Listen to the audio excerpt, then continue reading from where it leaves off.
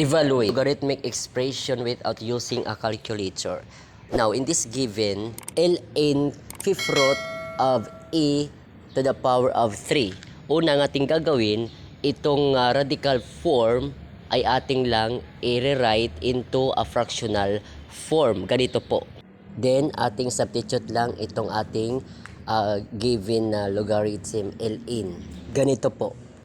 Then, apply the power rule of logarithm. Ang ln, ang base niya ay a, which is equals 1. Okay? So, itong exponent ilagay lang natin sa front, then times natin sa 1. So, the answer is 3/5. Now, ang final answer dito ay ating i-divide yung 3/5 equivalent 0.6.